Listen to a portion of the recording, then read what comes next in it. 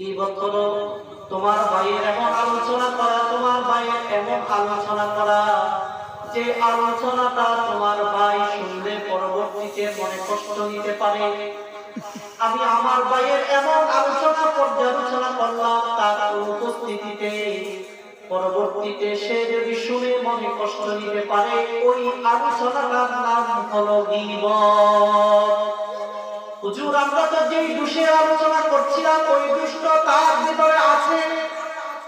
আল্লাহ রাসূল বলেন যেই দোষটা তার ভিতরে আছে ওই দোষটার কথা তোমরা আলোচনা করার কারণে তোমার অনুপস্থিত ভাই পরবর্তীতে শুনে যদি মন খারাপ করে, এটার নাম হলো গীবত।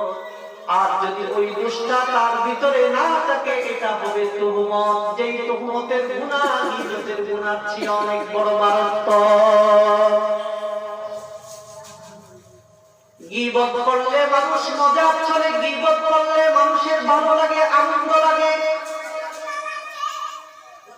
সমালোচনা করলে খুব বেশি মজা লাগে, এই জন্য ওই কাজটা করতে মানুষের ভালো লাগে। একটা গুনাহের কাজ করার কারণে যেমন মানুষের অনুশোচনা হয়, ওই অনুশোচনা মানুষের ভিতরে না থাকে।